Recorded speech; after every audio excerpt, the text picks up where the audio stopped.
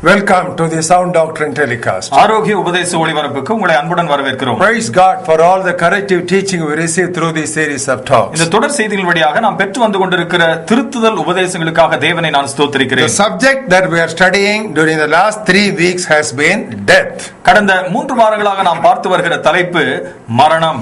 Now we are dealing with the subject as practically as possible. எந்த அளவுக்கு நடைமுறை வழியிலே இந்த பாடத்தை நாம் பார்க்க முடியுமோ அந்த தலைப்பை நாம் பார்த்து வந்து கொண்டிருக்கிறோம். And we are doing it on the basis of the biblical view of death. மரணத்தை குறித்து வேத புத்தகம் என்ன சொல்கிறதோ அதை தான் நாம் கவனித்து வருகிறோம். Our topic has been how not to die. நம்முடைய தலைப்பு எப்படி மரணம் அடையக்கூடாது என்பதாக இருக்கிறது. So far we have studied 3 lessons. இதுவரையிலும் 3 பாடங்களை நாம் பார்த்திருக்கிறோம். Lesson number 1. முதல் பாடம், do not postpone repentance. மனம் திரும்புதலை ஒத்தி போடக்கூடாது. Lesson number 2. இரண்டாவது பாடம், do not hold bitterness against anyone. யாருக்கு விரோதமாகவும் கசப்புணர்வை தக்க வைத்துக் கொள்ளக்கூடாது. Last week we studied lesson number 3. சென்ற வாரத்திலே 3வது பாடத்தை நாம் பார்த்தோம். do not depend on your wealth. உங்களுடைய சம்பத்தை நீங்கள் சார்ந்திருக்க கூடாது. Today we'll move on to lesson number 4. இன்றைக்கு 4வது பாடத்திற்கு நாம் கடந்து செல்கிறோம். do not leave your dear ones in confusion. உங்களுக்கு அருமையானவர்களை குழப்பத்தில் விட்டு செல்லக்கூடாது. Once again, மீண்டும் சொல்கிறேன், how not to die. எப்படி மரணமடைய கூடாது. do not leave your dear ones in confusion. உங்களுக்கு அருமையானவர்களை குழப்பத்திலே விட்டு செல்லக்கூடாது. Even though death is common both to young and old, இளைஞரானாலும் முதிர்ந்தவர்களானாலும் மரணம் என்பது பொதுவானதா இருந்தாலும், we are primarily addressing the elderly people or the senior citizens in these talks. விசேஷமாக நாங்கள் முதியோர்களை அல்லது மூத்த குடிகளையே நாங்கள் இந்த செய்தியின் மூலமாக அவர்களோடு பேசிக் கொண்டிருக்கிறோம். Let's begin with what God told King Ezek. எசேக்கியா ராஜாவினிடத்திலே தேவன் சொன்ன காரியத்தை வைத்து இந்த செய்தியை துவக்குகிறோம். Turn with us to 2 Kings 20th chapter. 2 ராஜாக்கள் 20வது அத்தியாயத்துக்கு என்னோடு வாருங்கள். We'll read verse 1. முதல் வசனத்தை வாசிக்கிறோம். In those days Ezekiah was sick and near death. அந்நாட்களில் எசேக்கியா வியாதிப்பட்டு மரணத்துக்கு ஏதுவாய் இருந்தான். And Isaiah the prophet, the son of Amos, went to him and said to him, thus says the Lord, set your house in order, for you shall die and not live. அப்பொழுது ஆமோத்தின் குமாரனாகிய ஏசாயா என்னும் தீர்க்கதரிசி அவரிடத்தில் வந்து அவரை நோக்கி, நீர் உமது வீட்டு காரியத்தை ஒழுங்குபடுத்தும், நீர் பிழைக்க மாட்டீர், மரித்து போவீர் என்று கர்த்தர் சொல்லுகிறார் என்றார். We would urge you to read the entire chapter of Isaiah 38 to get the story in full detail. இந்த சம்பவத்தினுடைய முழு வரைபடத்தையும் நீங்கள் புரிந்து கொள்வதற்கு ஏசாயா 38வது அத்தியாயத்தை முழுமையாய் வாசித்து பார்க்கும்படியாக உங்களுக்கு ஆலோசனை சொல்கிறேன். Maybe you are not stuck with a deadly disease like Ezekiah in your life. ஒருவேளை உங்களுடைய வாழ்க்கையிலே எசேக்கியா ராஜாவை போல ஒரு உயிர்க்கொல்லி நோயினாலே தாக்கப்பட்ட ஒரு சூழ்நிலை இல்லாமல் இருக்கலாம். But this is a message for anyone who has passed the middle age and going towards the evening of his life.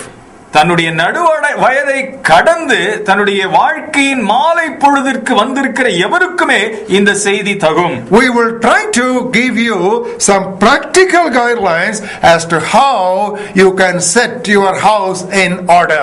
உங்களுடைய வீட்டை நீங்கள் ஒழுங்குபடுத்துவதனுடைய காரியங்கள் எப்படி என்பதை நடைமுறையாய் உங்களுக்கு சொல்ல விரும்புகிறோம். Number 1. முதலாவது, you should write a will as quickly as possible.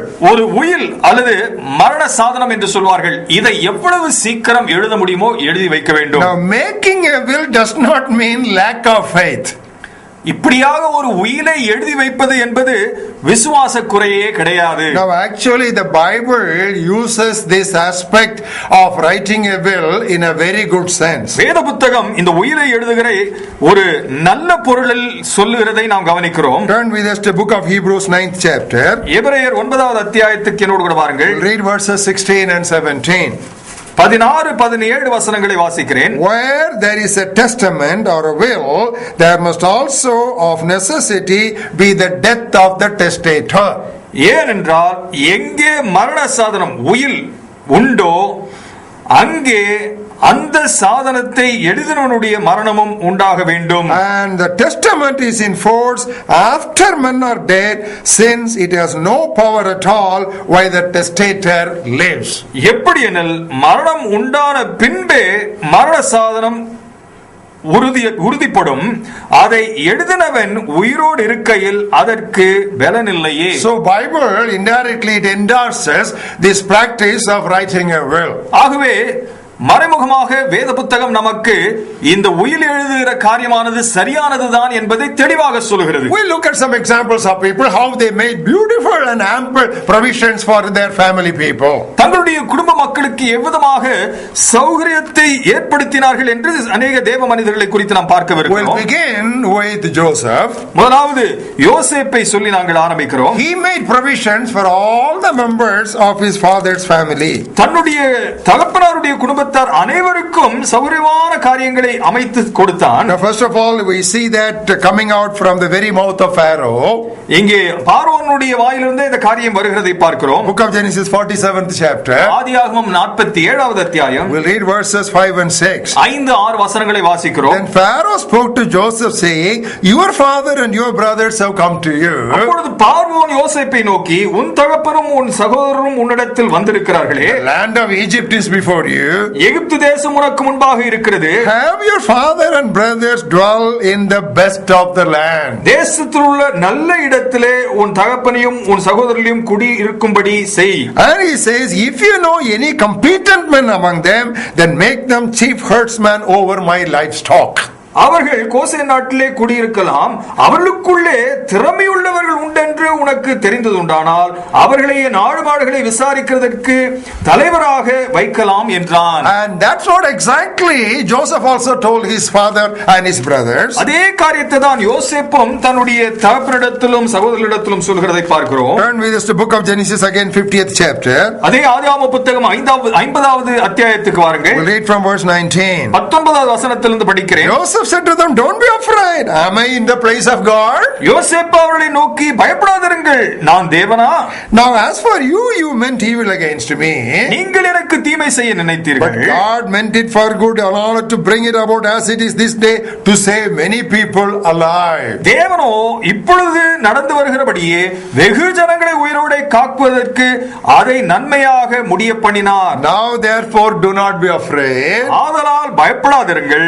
I will provide for you and your little one. நான் உங்களையும் உங்கள் குழந்தைகளையும் பராமரிப்பேன் என்று அவர்களுக்கு ஆறுதல் சொன்னார். And he comforted them and spoke kindly to them. அவர்களுக்கு ஆறுதல் சொல்லி அவர்களுடைய பட்சமாய் பேசினார். You know how Joseph is so beautifully making provision for the future of his family people. தன்னுடைய தகப்பனாருடைய குடும்பத்திற்கு எவ்வளவு அவர்களுடைய எதிர்காலத்திற்கு அவன் பராமரித்து வருகிறான் பாருங்கள். You know, David was actually the youngest son for his father. தாவீது அவனுடைய தகப்பனாருக்கு அவன்தான் கடைசி மகன். But yet he made provision for his father and mother. ஆனாலும் அவன் தன்னுடைய தகப்பனுக்கும் தாய்க்கும் பராமரிக்கிறதை பார்க்கிறோம். Turn with us to 1 Samuel 22nd chapter. 1 Samuel 22வது அத்தியாயத்தை பாருங்கள். We'll read verses 3 and 4 to you. 3-4 வசனங்களை உங்களுக்கு வாசித்து காண்பிக்கிறேன். David went from there to Mizpah of Moab. தாவீது அவ்விடத்தை விட்டு மோவாபியரை சேர்ந்த மிஸ்பாவுக்கு போய், and he said to the king of Moab, please let my father and mother come here with you till I know what God will do for me. மோவாபின் ராஜாவை பார்த்து, தேவன் என்னை எப்படி நடத்துவார் என்று நான் அறியும் மட்டும் என் தகப்பனும் என் தாயும் உங்களிடத்திலே தங்கி இருக்கும்படி தயவு செய்யும் என்று சொன்னார். So he brought them before the king of Moab, and they dwelt with him all the time that David was in the stronghold. அவர்களை மோவாபின் ராஜாவினிடத்திலே அழைத்து கொண்டு போய் விட்டான். தாவீது அரணில் இருந்த நாளெல்லாம் அவர்கள் அங்கே அவனோடு இருந்தார்கள். The youngest son making provision for his father and mother. இருக்கிறதிலேயே இளைய குமாரன் அவனுடைய தாய்க்கும் தகப்பனுக்கும் பராமரிப்பை ஏற்படுகிறதை பார்க்கிறோம். Now that's what exactly Apostle Paul indicated in 2 Corinthians 12th chapter. 2 கொரிந்தியர் 12வது அத்தியாயத்தில் அப்போஸ்தலனாகிய பவுல் இதை தான் சொல்கிறதை பார்க்கிறோம். Look at the 14th verse. 14வது வசனத்தை பாருங்கள். See the latter portion of that verse. வசனத்தினுடைய பிற்பகுதியை பாருங்கள். The children ought not to lay up for the parents, but parents for the children. பெற்றோருக்கு பிள்ளைகள் அல்ல, பிள்ளைகளுக்கு பெற்றோர்களே பொக்கிஷங்களை சேர்த்து வைக்க வேண்டும். You see, so beautifully this truth is laid out on the pages of the Holy Bible. இந்த சத்தியமானது வேத புத்தகத்தின் பக்கங்களில் எவ்வளவு தெளிவுபடுத்தப்பட்டிருக்கிறது பாருங்கள். But while writing a will, ஆனால் ஒரு உயிரை எழுதுகிற பொழுது be impartial. நீங்கள் பாரபட்சம் இல்லாமல் நடந்து கொள்ள வேண்டும். Treat boys and girls alike. பெண் பிள்ளைகளையும் ஆண் பிள்ளைகளையும் ஒரே விதமாய் நடத்த வேண்டும். In fact, girls must be given a greater share because ours is a male dominated society. நம்முடைய சமுதாயம் ஆணாதிக்கம் நிறைந்த ஒரு சமுதாயமாய் இருக்கிறபடியினாலே பெண் பிள்ளைகளுக்கு இன்னும் அதிகமாய் நாம் கொடுப்பது தவறில்லை. Now injustice to women in our country and in our society is simply too common. நம்முடைய தேசத்திலே நம்முடைய கலாச்சாரத்திலே பெண்களுக்கு விரோதமாய் செய்யப்படுகிற அநீதியான காரியங்கள் ஏராளம் இருக்கிறது. And while writing a will, do remember the kingdom of God. ஒரு உயிலை எழுதுகிற பொழுது தேவனுடைய ராஜ்யத்தையும் நீங்கள் மனதில் கொண்டிருக்க வேண்டும். Don't leave everything for the children. எல்லாவற்றையும் பிள்ளைகளுக்கே எழுதி வைக்க வேண்டிய அவசியம் இல்லை. You are responsible to do what you do with what God has entrusted to your stewardship. உங்களுக்கென்று நீங்கள் உக்கிரானத்துவம் செலுத்த வேண்டிய காரியங்களை தேவன் உங்கள் கையில் ஒப்பு கொடுத்திருக்கிறார். You leave them a sizable portion to give them a comfortable start, but don't leave everything for the children. நல்ல விதமாய் அவருடைய வாழ்க்கையை துவங்குவதற்கு போதுமானதை கொடுங்கள், ஆனால் எல்லாவற்றையும் அவர்களுக்கே கொடுக்க வேண்டிய அவசியம் இல்லை. Let them work hard and come up in life. கடினமாய் உழைத்து அவர்கள் வாழ்க்கையில முன்னுக்கு வரட்டுமே. That will be a great blessing. அது ஒரு பெரிய ஆசீர்வாதமாக அமையும். I would like to give you my testimony. என்னுடைய சாட்சியை உங்களோடு கூட பகிர்ந்து கொள்ள விரும்புகிறேன். Only 1/3 of all my properties and monies will go to our daughter.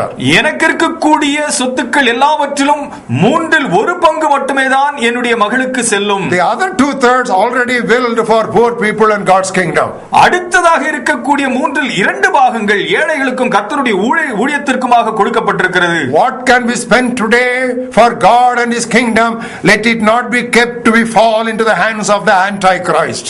இன்றைக்கு தேவனுடைய ராஜ்யத்திற்கு என்று பயன்படுத்தக்கூடிய அந்த ஆஸ்திகளின் பங்கு அந்தி கிறிஸ்துவுக்காக சேகரித்து வைக்கப்பட வேண்டாம். So if you have got some lands, try to write some lands for some mission, for some relief organization, for some service organization. ஆகவே உங்களிடத்தில் ஒருவேளை நிலம் இருக்கும் என்று சொன்னால் அதை ஒரு மிஷனரி இயக்கத்திற்கோ அல்லது ஒரு தொண்டு நிறுவனத்துக்கோ அதை எழுதி வைக்க நீங்கள் சித்தமாயிருங்கள். Do not keep on postponing writing a will. ஒரு உயிலை எழுதுவதை நீங்கள் ஒத்தி போட்டுக் கொண்டே இருக்க வேண்டாம். You know, Isaac was postponing it. What a confusion it created in their family. ஈசாக்கு அதை ஒத்தி போட்டுக் கொண்டே இருந்தான். அவனுடைய குடும்பத்தில் எவ்வளவு ஒரு குழப்பம். Now you know that interesting story. Turn with us to the book of Genesis 27th chapter. ஆதியாகமம் புத்தகத்திலே அந்த சுவாரஸ்யமான சம்பவம் நம்ம எல்லாருக்கும் தெரியும். 27வது அத்தியாயத்துக்கு என்னோடு கூட வாருங்கள். And we will read the second words of the 27th chapter. 27வது அத்தியாயத்தினுடைய 2வது வசனத்தை உங்களுக்கு வாசித்து காண்பிக்கிறேன். We read in the first words, Isaac was old and his eyes were so dim that he could not see. முதல் வசனத்திலே சொல்லப்பட்டிருக்கிறது, ஈசாக்கு முதிர் வயதானபடினாலே அவன் கண்கள் இருள் அடைந்திருந்தது, பார்வையற்று போயிருந்தான். And he said to his elder son Esau in the second verse, இரண்டாவது வசனத்திலே தன்னுடைய மகன் ஈசாயினிடத்திலே சொல்கிறான், Behold, now I am old, I don't know the day of my death. அப்பொழுது அவன் நான் முதிர் வயதானேன், என் மரணம் இன்ன நாளில் என்று அறியேன். And he wanted hunt meat. அப்பொழுது அவனுக்கு வேட்டைக்கறி ஆசையாய் இருந்தது. And Esau was a hunter. ஏசா அங்கே வேட்டைக்காரனாக இருக்கிறான். So he said, get me some very sumptuous and very tasty hunt meat. ருசியான வேட்டைக்கறி எனக்கு சமைத்து கொண்டு வா என்றான். So that my heart will rejoice and I will bless you with all my heart. என் இருதயம் பூரிப்படைந்து நான் உன்னை அந்த ஒரு மகிழ்ச்சியிலே உன்னை ஆசீர்வதிப்பேன். Poor fellow was cheated. அவன் பாவம் ஏமாந்து போனான். Why? He waited and he postponed this matter till his last day. தன்னுடைய கடைசி நாள் மட்டுமாய் இந்த காரியத்தை உயிரெழுதும் காரியத்தை அவன் ஒத்தி போட்டபடினாலே தானே. Beloved, you read the entire 27th chapter and you will read the rest of that interesting and a very confusing story. பிரியமானவர்களே, அந்த 27வது அத்தியாயம் முழுவதையும் நீங்கள் வாசித்து பார்ப்பீர்கள் என்று சொன்னால் அந்த குழப்பத்தை நீங்கள் அங்கே தெளிவாய் பார்க்க முடியும். Not only writing a will, there is another thing that you should do. ஒரு உயிரை எழுதுகிறது மட்டுமல்ல, மற்றொரு காரியத்தை நீங்கள் செய்ய வேண்டும். Give guidance to your family members about relationships. உறவுகளை பற்றி உங்களுடைய குடும்பத்தின் அங்கத்தினர்களுக்கு நீங்கள் தெளிவுபடுத்த வேண்டும். You know, Jesus was hanging on the cross. ஆண்டவராகிய இயேசு சிலுவையிலே தொங்கிக் கொண்டிருந்தார். Oh, it's such a beautiful scene. I want to read it for you. அருமையான ஒரு காட்சி, அதை நான் உங்களுக்கு வாசிக்க விரும்புகிறேன். Turn with us to book of John 19th chapter. யோவான் 19வது அத்தியாயத்துக்கு என்னோடு கூட வாருங்கள். I'll read from verse 25. 25வது வசனத்திலிருந்து உங்களுக்கு வாசிக்கிறேன். Imagine this scene in your mind. இந்த காட்சி உங்களுடைய மனதிலே நீங்கள் கற்பனை செய்யுங்கள். There stood by the cross of Jesus his mother's sister, Mary the wife of Clopas, and Mary Magdalene. இயேசுவின் சிலுவை அருகே அவருடைய தாயும் அவருடைய தாயின் சகோதரி கிளியோப்பா மரியாளும் மகதலேனா மரியாளும் நின்று கொண்டிருந்தார்கள். Three ladies were watching that torturous scene. அந்த கொடூரமான காட்சியை மூன்று சகோதரிகள் நின்று பார்த்துக் கொண்டிருக்கிறார்கள். When Jesus therefore saw his mother, அப்பொழுது இயேசு தம்முடைய தாயையும் அங்கே கண்டபொழுது, the disciple whom he loved standing by, he said to his mother, "Woman, behold your son." அருகே நின்ற தமக்கு அன்பாயிருந்த சீஷனையும் கண்டு தம்முடைய தாயை நோக்கி, ஸ்திரீயே, இதோ உன் மகன் என்றார். Then he said to the disciple, "Behold your mother." பின்பு அந்த சீஷனை நோக்கி, இதோ உன் தாய் என்றார். Now who were all standing there? யாரெல்லாம் அங்கே நின்று கொண்டிருந்தார்கள்? Mary, his mother, was standing there. அவருடைய தாயாகிய மரியாள் நின்று கொண்டிருந்தார்கள். And Mary's sister also was standing there. மரியாளுடைய சகோதரியும் அங்கே நின்று கொண்டிருந்தார்கள். In other words, even though his auntie was standing there who could give a companionship to Mary, Jesus provided a man's support for his widowed mother. தன்னுடைய தாயினுடைய சகோதரி அங்கே அருகாமையிலேயே இருந்த பொழுதிலும் கூட ஒரு ஆண்மகனுடைய உதவி தாய்க்கு அவசியமாக இருக்கும் என்கிற காரணத்தினாலே தன்னுடைய சீஷனிடத்திலே அந்த ஒரு பொறுப்பை ஒப்புவிக்கிறதை பார்க்கிறோம். Don't instruct your spouse about his or her remarriage. உங்களுடைய கணவனுக்கோ மனைவியிடத்திலோ மறுமணம் செய்து கொள்வதை குறித்து நீங்கள் ஆலோசனை சொல்ல வேண்டிய அவசியமில்லை. Let them decide it for themselves. அவர்களுக்காகவே அதை தீர்மானித்துக் கொள்ளட்டும். The Jewish society was a male dominated society. ஆணாதிக்கம் கொண்ட ஒரு சமுதாயமாக யூத சமுதாயம் காணப்பட்டது. Even then Apostle Paul gave total liberty to widows to marry whoever they like. விதவைகளுக்கு யாரை வேண்டுமென்றாலும் அவர்கள் மணந்து கொள்ளலாம் என்கிற ஒரு சுயாதீனத்தை அந்த சமுதாயத்திலும் கூட பவுல் சொல்லுகிறதை பார்க்கிறோம். Turn with us to 1 Corinthians 7th chapter. 1 கொரிந்தியர் 7வது அத்தியாயத்துக்கு வாருங்கள். I look at the 39th verse. 39வது வசனத்தை பாருங்கள். A wife is bound by law as long as her husband lives. மனைவியானவள் தன் புருஷன் உயிரோடு இருக்கும் காலமளவும் பிரமாணத்தின் கட்டுப்பட்டிருக்கிறாள். But if her husband dies, she is at liberty to be married to whom she wishes in the Lord. தன் புருஷன் மரித்த பின்பு தனக்கு இஷ்டமானவனும் கர்த்தருக்கு உட்பட்டவனுமாய் இருக்கிற எவனையாகிலும் விவாகம் பண்ணிக்கொள்ள விடுதலையாய் இருக்கிறாள். So that liberty must be given to our spouse who will be left behind. விட்டு செல்லப்படுகிற மனைவிக்கோ புருஷனுக்கோ அந்த ஒரு சுயாதீனம் கொடுக்கப்பட வேண்டும். In resurrection there is only reunion.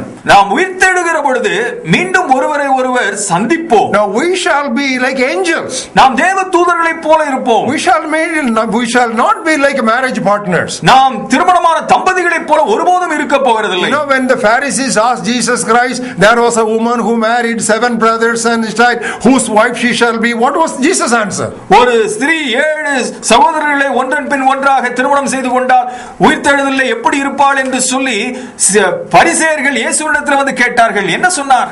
Jesus said, they shall be like angels. There is no giving in or taking in marriage. இயேசுவானவர் தெளிவாக சொன்னார் அல்லவா, உயிர்த்தெழுதலிலே மனத்திலே கொடுக்கிறதும் கிடையாது, பெண்ணை எடுப்பதும் கிடையாது, அவள் தேவ தூதர்களைப் போல இருப்பார் என்று. So that same truth we should maintain in all our dealings. ஆகவே நம்முடைய உறவு முறைகளிலே இந்த ஒரு சத்தியத்தை நாம் அபியாசப்படுத்த வேண்டும். Suppose you have unmarried grown up children. ஒருவேளை திருமணம் ஆகாத முதிர்ந்த பிள்ளைகள் இருப்பார்களேயானால், give them general guidelines as to which kind of partner they should choose for themselves. பொதுவாக அவர்களுக்கு ஆலோசனை சொல்லி எவ்விதமான வாழ்க்கை துணையை தெரிந்து கொள்ள வேண்டும் என்பதை சொல்ல வேண்டும். Don't dictate to them whom to marry. கட்டாயப்படுத்தி யாரை அவர்கள் மணந்து கொள்ள வேண்டும் என்ற காரியத்தில் நீங்கள் ஈடுபடக்கூடாது. Suppose your son or daughter is called for missionary work. ஒருவேளை உங்களுடைய மகனோ மகளோ மிஷனரி பணிக்கு என்று அழைக்கப்பட்டிருந்தால், don't tell them, no, don't go now, I am very old, you wait for my death, bury me and then go. எனக்கு வயதாகி விட்டது, நீ கொஞ்ச நேரம் காத்திருந்து என்னை புதைத்து விட்டு நீ போ என்று சொல்ல வேண்டாம். Now that's what one fellow told Jesus Christ. இப்படியாக தான் ஒருவன் ஆண்டவராக இயேசுவினிடத்திலே சொல்லி பார்த்தான். What did Jesus tell him? ஆண்டவர் என்ன சொன்னார்? Let the dead bury their dead. மரித்தோர் மரித்தோரை புதைக்கட்டும். You go and preach the kingdom of God. நீ போய் தேவனுடைய ராஜ்யத்தை பிரசங்கி. Beloved, we should take the whole Bible and bring it into our lives. பிரியமானவர்களே, முழு வேத புத்தகத்தையும் எடுத்து நம்முடைய வாழ்க்கையிலே அபியாசப்படுத்த வேண்டும். And there is another thing that we should do when we talk about setting our house in order. நம்முடைய வீட்டை ஒழுங்குபடுத்தும் காரியத்திலே மற்றொரு காரியம் இருக்கிறது. You must also give instructions about your dead body. உங்களுடைய பூத உடலை குறித்து நீங்கள் ஒழுங்கான ஆலோசனைகளை சொல்ல வேண்டும். Now register your organs with reliable hospitals or agencies. நல்ல மருத்துவமனைகள் அல்லது ஏஜென்ட்களிடத்திலே உங்களுடைய உடல் உறுப்புகளை நீங்கள் தானம் செய்வதற்கு பதிவு செய்து வையுங்கள். Why bury your eyes and kidneys and liver which can actually bless somebody else? வேறு யாருக்காவது ஆசீர்வாதமாய் இருக்கக்கூடிய உங்களுடைய கண்களையும் சிறுநீரகத்தையும் உங்களுடைய இருதயத்தையும் நுரையீரலையும் ஏன் புதைக்க வேண்டும்? Now let it go to somebody to give them a life. அவளுக்கு ஒரு ஜீவனை கொடுக்கும்படியாக மற்றவருக்கு யாருக்காவது சேரட்டுமே. Tell your family members about your registration as to what they should do immediately after your death. உங்களுடைய மரணத்தின் உடனே என்ன செய்ய வேண்டும் என்று உங்கள் உறவினர்களுக்கு குடும்பத்தின் மக்களுக்கு நீங்கள் தெளிவாய் சொல்லி செல்லுங்கள். This is what a husband told his wife. இப்படியாக ஒரு கணவன் தன்னுடைய மனைவியிடத்தில் சொன்னாராம், If I ever become so ill that only machines can keep me alive, please tell the doctors to pull out the plug. எந்திரங்களை வைத்து மட்டுமே என்னுடைய உயிரை காக்கக்கூடிய ஒரு சூழ்நிலை எனக்கு ஏற்படுமே ஆனால் உடனடியாக நீ டாக்டர்களிடத்திலே அந்த பிளக்கை பிடுங்கி விடும்படியாக சொல் என்றார். That is wisdom. அது ஞானம். That says it all. அது எல்லாவற்றையும் தெளிவுபடுத்தி விடுகிறது. Then how about euthanasia? அப்படி என்றால் கருணை கொலையை பற்றி என்ன? This is generally opposed by Bible believers. இது பொதுவாக வேதத்தை போதிக்கிறவர்களாலே எதிர்க்கப்படுகிறது. But allowing a natural death or natural process of death to run its course is not wrong by discontinuing extreme medical measures. அளவுக்கு அதிகமான மருத்துவ வசதிகள் மூலமாக மட்டுமே உயிரை காக்க முடியும் என்று சொன்னால் அதை அப்படியே விட்டு விடுவதனாலே எந்த தவறும் இல்லை. And I want to say a word about funeral. அடக்கத்தை குறித்து ஒரு காரியத்தை நான் சொல்ல விரும்புகிறேன். In the strict sense, beloved, burying or burning is all the same. பிரியமானவர்களே, சொல்லப்போனால் புதைப்பதோ எரிப்பதோ ஒன்றுதான். It makes no difference. எந்த வித்தியாசமும் இல்லை. It becomes dust to dust and ash to ashes. மண்ணுக்கு மண் சாம்பலுக்கு சாம்பல் என்று மாறுகிறது. The Bible was written in the Jewish culture where they always looked for a decent burial. ஒரு கண்ணியமான அடக்கம் இருக்க வேண்டும் என்கிற ஒரு காரியத்தை யூத கலாச்சாரத்திலே இருந்தபடியினாலே வேத புத்தகத்திலே அதை குறிப்பிடப்பட்டிருக்கிறது. Now you may talk about where to bury. எங்கே புதைக்க வேண்டும் என்று சொல்லி நீங்கள் யோசிக்கலாம். Now there are some people in the Bible who gave instructions as to where to bury their bodies. வேத புத்தகத்திலே தங்களுடைய உடலை எங்கே புதைக்க வேண்டும் என்று சொல்லி ஒரு சிலர் ஆலோசனை கொடுத்திருக்கிறதை நாம் கவனிக்கிறோம். Turn with us to book of Genesis 49th chapter. ஆதியாகம புத்தகம் 49வது அத்தியாயத்தை பாருங்கள். Look at the 29th verse. 29வது வசனத்தை பாருங்கள். Here Jacob charged them and said to them, I am to be gathered to my people. Bury me with my fathers in the cave that is in the field of Ephron the Hittite. பின்னும் அவன் அவர்களை நோக்கி, நான் என் ஜனத்தோடு சேர்க்கப்பட போகிறேன். ஏத்தியனான எப்ரோனின் நிலத்தில் உள்ள குகையிலே என்னை என் பிதாக்கள் அண்டையிலே அடக்கம் பண்ணுங்கள் என்று கட்டளையிட்டான். So you may tell your family people where to bury you. ஆகவே உங்களுடைய குடும்பத்தாரிடத்திலே எங்கே உங்களை புதைக்க வேண்டும் என்பதை நீங்கள் சொல்லலாம். But my wife and I, we have told our daughter, bury us where convenient. நானும் என் மனைவியும் எங்களுடைய மகளிடத்திலே எங்கே வசதிப்படுகிறதோ அங்கே எங்களை புதைத்து விடு என்று சொல்லி இருக்கிறோம். So you can do as you please. உங்களுக்கு விருப்பமான வகையிலே அதை நீங்கள் செய்து கொள்ளுங்கள். And instruct the family not to go for expensive tombs. நீங்கள் விலையுயர்ந்த அதிகம் செலவழித்து ஒரு கல்லறையை கட்ட வேண்டும் என்கிறதை நீங்கள் தயவு செய்து தவிர்க்க வேண்டும் என்ற ஆலோசனை சொல்லுங்கள். We all know about Amy Carmichael. Amy Carmichael என்கிற அந்த ஒரு அம்மையாரை குறித்து நாம் எல்லாரும் கேள்விப்பட்டிருக்கிறோம். Blessed lady, she was such a great blessing to the entire community. சமுதாயத்துக்கே ஆசீர்வாதமாய் இருந்த ஒரு அருமையான ஒரு தாயார். You know what she told her people? தன்னுடைய ஜனங்களிடத்திலே என்ன சொன்னார்கள் தெரியுமா? When I die, just keep a small bird bath where you bury me. நான் மரித்து போகிற பொழுது ஒரு பறவை குளிக்கும் தட்டை மட்டும் நான் புதைக்கப்படுகிற இடத்திலே நீங்கள் நட்டு வைத்தால் போதும் என்றார். We all know about Ida's Kada. அன்னை ஐடாவை பற்றி நம்ம எல்லாருக்கும் தெரியும். She was against erecting a statue for her. தனக்கென்று ஒரு சிலையை நிறுத்துவதிலே அவர் மிகவும் எதிர்ப்பை தெரிவித்தார்கள். Now we want to tell you another thing. மற்றொரு காரியத்தை சொல்ல விரும்புகிறோம். Tell your people not to keep the body too long, keeping on praying that God will raise the body. அந்த சடலத்தை வைத்துக் கொண்டு ஆண்டவர் எழுப்பி விடுவார் என்று சொல்லி தொடர்ந்து ஜெபித்துக் கொண்டே இருக்க வேண்டாம் என்றும் அவர்களுக்கு அறிவுரை சொல்லுங்க. Such acts have brought lot of dishonor to the name of the Lord. இவ்விதமான செயல்கள் கர்த்தருக்கு அதிகமான தூஷணத்தை ஏற்படுத்தி இருக்கிறது. Another thing we want to add here. மற்றொரு காரியத்தை சொல்ல விரும்புகிறேன். Do not leave the family in debts.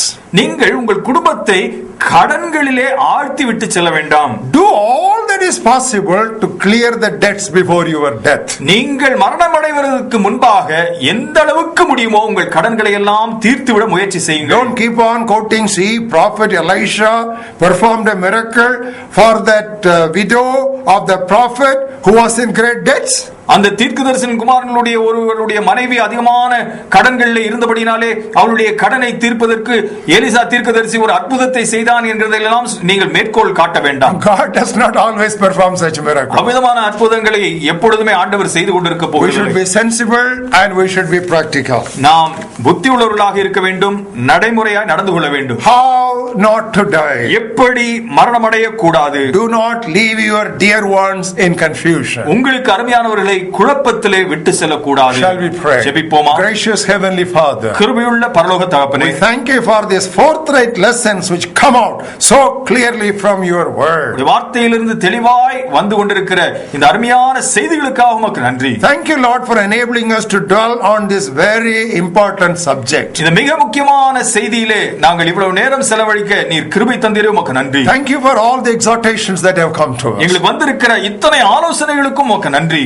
Help us, oh God, not to be sentimental, but Lord, be practical in whatever we do. நாங்கள் செய்கிற எல்லாவற்றிலும் நாங்கள் நடைமுறையாய் செயல்பட நீர் எங்களுக்கு ஞானம் தாரும். We give you all glory and honor. உமக்கே துதி கனமகிமை செலுத்துகிறோம். In Jesus' name we pray. இயேசுவின் நாமத்திலே ஜெபிக்கிறோம் நல்ல பிதாவே. Amen. ஆமென்.